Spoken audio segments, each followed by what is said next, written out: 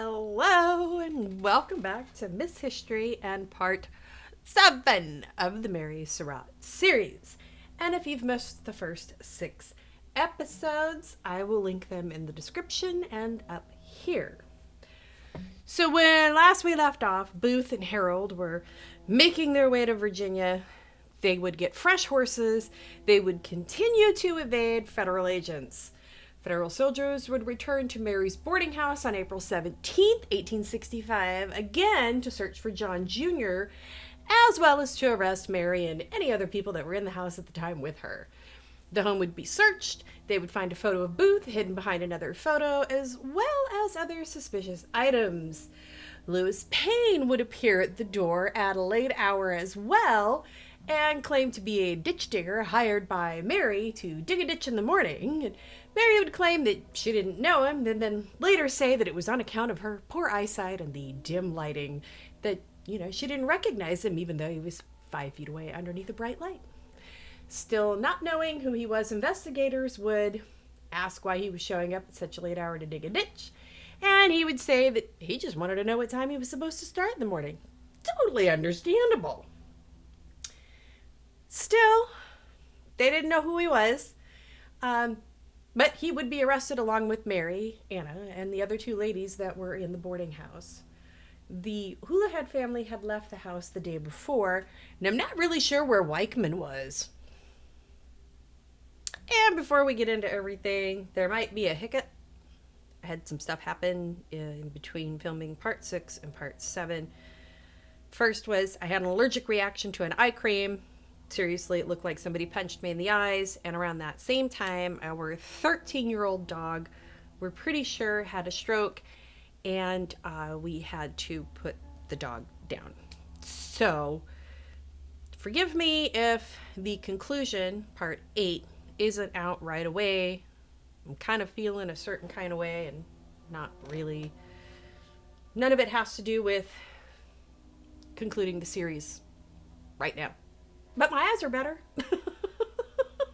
Anyway, for the first arrest, we have to go all the way back to the plot to kidnap Lincoln. And you'll remember Samuel Arnold. That plan, if you remember, fell apart when Lincoln opted not to travel to the country on March 16, 1865. Arnold would then take a clerk job in Old Point Comfort, Virginia, where he continued to be employed. After Booth assassinated Lincoln, Arnold would be arrested from his job for suspicion of being a conspirator in the assassination plot. He would admit to his role in the kidnapping, but he stated that he had nothing to do with the assassination plot, and his co-workers would support him on that, stating that he had actually been in Virginia working at the time of the assassination, and I'm pretty sure he didn't know that there was going to be an assassination plot. Oh, failed kidnapping? I'm out. Bye. I don't Poor guy. Michael O'Laughlen, who was also a part of the original plot to kidnap Lincoln, he would return to Baltimore. He would no longer be involved with Booth or any of the others. He would return, though, to D.C. on April 13th, 1865, the day before the assassination. No one is clear as to whether this was due to the new plot or just a social call to visit old friends and family. And when news came out about Booth's assassination of Lincoln, Payne's attempted assassination of Seward, O'Laughlen would have a crisis of conscience and voluntarily surrendered to the police on April 17th, 1865. Edmund Spangler. He was the stagehand at Ford's Theater. The night of the assassination, he was asked by Booth to hold his horse. Spangler would then ask another employee to do that because he said he had work to do. What work that was isn't clear, but Spangler would be questioned on April 15th, 1865, and then arrested on April 17th as an accomplice to Booth. George Atzerodt, assigned to assassinate Vice President Johnson, but elected to get drunk.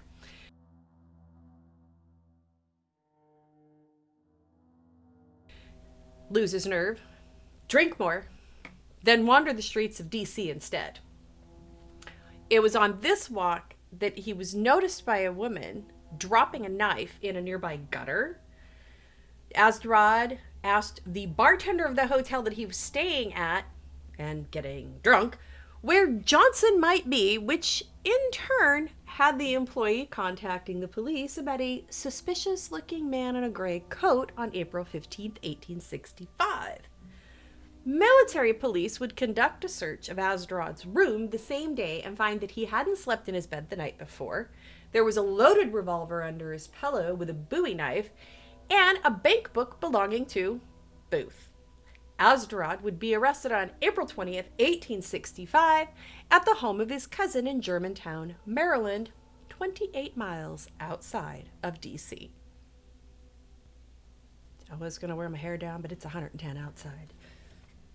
Anyway, Dr. Samuel Mudd, possibly involved in the original plot to kidnap Lincoln, would split Booth's leg in the early morning hours of April 15th, 1865, after Booth and Herold stopped at his house in Maryland on their way to Virginia. It's not really known if Mudd knew that Booth had assassinated Lincoln at the time he treated Booth's leg. What is known is that later that April 15th, while running errands, he would learn what had happened the night before.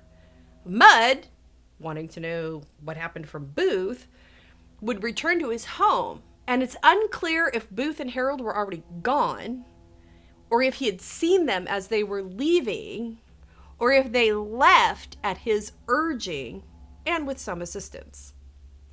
Mudd would be questioned on April 18th, 1865, where he would state that he had never seen Booth and Herold. Friday, April 21st, Lieutenant Alexander Lovett would visit Mudd's home to arrest him. When Mudd learned that they would be searching his home, he said something to his wife, which would lead her to going upstairs and bringing back a boot. And Mudd would say that he cut it off of a man's leg, and then Lovett would turn the top down and see the name J. Wilkes written on it. On April 22nd, 1865, he would give a sworn statement where he talked about Booth visiting his home in November of 1864, but stated, "I have never seen Booth since that time, to my knowledge, until last Saturday morning." Mudd would be arrested and charged with conspiracy on April 26th, 1865. And I'm wondering if they caught him in lies, because we all know for a fact he saw Booth before April 15th, 1865. Booth and Herold made it out of D.C. by bribing their way out. They made it into Maryland, and they would eventually, after a wrong turn at Albuquerque, make it to Virginia on April 23rd, where they would make contact with Thomas Harbin, who would take them to William Bryant, where they got new horses. On April 24th, while Lincoln's funeral train was in New York City, Lieutenant Edward P. Daughtry would leave D.C. at 2 p.m. with a detachment of 26 Union soldiers to capture Booth in Virginia. They would travel on the Potomac by steamboat and land in Belle Plaine, Virginia, around 10 o'clock that night. Eventually, they would track Booth and Herold to Richard H. Garrett's farm, located 2 miles south of Port Royal, Virginia. Turns out the Garrett family had no knowledge of the assassination of Lincoln, as Confederate mail delivery had stopped with the surrender of the Confederacy. It was a former private in the 9th Virginia Cavalry who would take Booth and Herold to the Garrett farm. The family was introduced to Booth as James W. Boyd, and told that he was a Confederate soldier injured in the Battle of Petersburg and was returning home. Yay, lies. And I'm sorry, am I the only one that hears Port Royal and then I think Pirates of the Caribbean? Booth and Herold would have dinner with the Garrett family the night of April 24th, and it would be after that when Booth would learn of the surrender of Johnston's army, which was the last Confederate force of any size, and this would mean, without question, that the war was over, and Booth's attempt at saving it by assassinating Lincoln was an epic failure.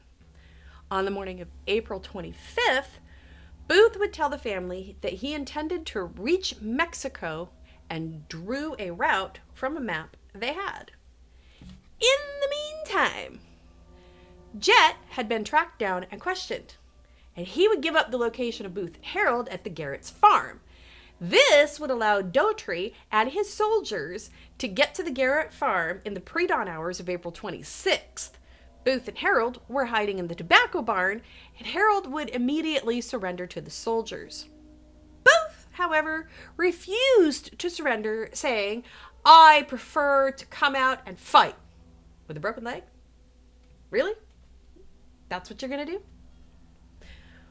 Well, with his refusal to come out of the barn, the soldiers would set it on fire. And while Booth moved around in the barn, he would be shot and killed by Sergeant Boston Corbett. Corbett would later say that he shot Booth because Booth, quote, raised his pistol to shoot. Lieutenant Colonel Everton Conger would say of Corbett killing Booth that he did so without order, pretext, or excuse, and would recommend Corbett be punished for disobeying orders to take Booth alive. Booth was pierced by a bullet that partially severed his spinal cord. It's reported that his dying words were, "Tell my mother I died for my country." Now, there are some people that say that Booth did not die that April night at the hands of Corbett. Allegedly, he escaped to the burning barn and fled the area without being noticed, with a splinted leg and on crutches. Sure. Sometime later, though, a dying man in Texas would confess to being Booth and having gotten away with what he did. The surviving Booth family refused to do any DNA tests on the dying man or the body that was buried in 1865. Finally, John Surratt Jr. Well, as it turns out, in January of 1865, he would transfer all of the title belonging to him of any of the family property to his mother, Mary. Why he did that is up for debate, but it is believed that due to his knowledge as a Confederate spy and his inclusion in the plots to both kidnap Lincoln, well, maybe he was a conspirator to assassinate, but definitely in the plot to kidnap Lincoln, he knew that his property could be seized, so he signed it over to Mary. John would join Booth and the others, Arnold and O'Laughlen, recruited in the kidnapping plot on March 17, 1865. But as stated, that plan would fall apart, so John would return to his courier activities for the Confederacy. In the early morning hours of April 15, 1865, Mary would claim that she thought that John was in Montreal, Canada, as she had received a letter from him postmarked from there. In reality, he was in Elmira, New York on the night of April 14th. He would then flee to Montreal, arrive there on April 17th. He would be given sanctuary at Saint Libore Catholic Church by Father Charles Boucher. There, he would remain until August of 1865, after which, aided by former Confederate agents, he would wear a disguise and book passage to Liverpool under the name John Watson.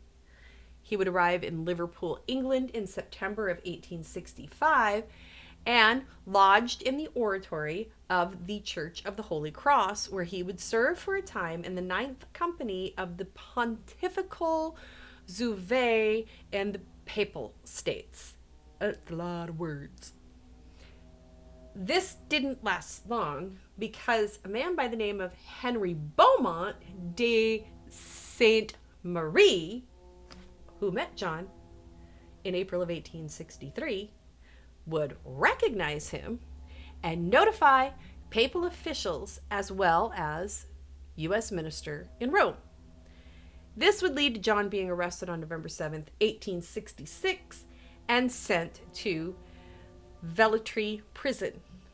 John would escape and be sheltered by supporters of Garibaldi.